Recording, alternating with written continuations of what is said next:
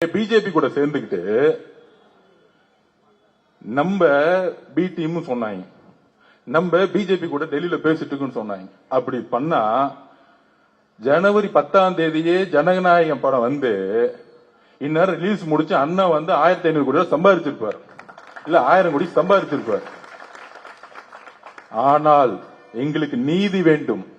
இந்த ரம்ஜான் மாதத்திலிருந்து நாங்க சொல்றோம், சிறுபான்மைய சகோதரிகளே, முஸ்லிம் சகோதர சகோதரிகளே, கிறிஸ்துவ சகோதர சகோதரிகளே, எங்களுடைய தலைவர் தமிழ்நாட்டின் உறுதியாக மதசார்பற்ற கொள்கையில் உறுதியாக இருந்ததனால்தான் திமுகவுடைய ஸ்டாலின் அவர்களுடைய படம், தன்னுடைய மகனுடைய ரெட்ஜைனுடைய படம், தன்னுடைய பேரன் இன்ப நிதியோட படம் 10ஆம் தேதி ரிலீஸ் செய்யப்பட்டது.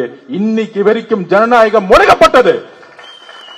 இதை கிறிஸ்துவ சகோதரர்களும் இஸ்லாமிய சகோதரர்களும் உணரணும். இது யாரு பிஜேபி கூட இன்டைரக்டா இருக்காங்கன்னு உணரணும். அதுலயும் இந்தி திணிப்புக்கு எதிரான படமா, இருமொழி கொள்கைக்கு ஆதரவான படம்னு சொன்னாங்க. அப்படின்னா அந்த கொள்கைக்கு எதிராக யாரு இருக்கா? பிஜேபி இருக்கு. அந்த படத்தை ரிலீஸ் பண்ணிருக்க கூடாதுல்ல? அது எப்படி ரிலீஸ் பண்ணாங்க? இதுதான் அரசியல்.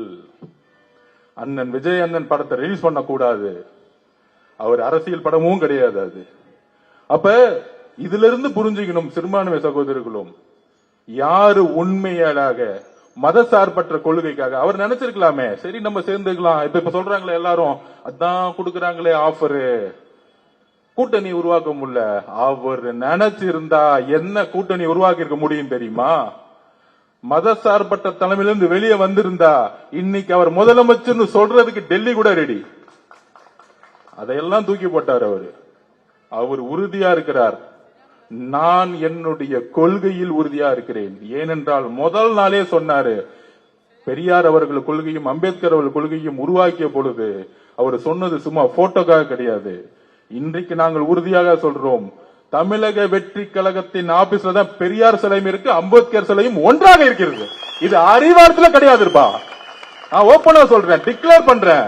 சேலஞ்ச் இருந்தா சொல்லுங்க.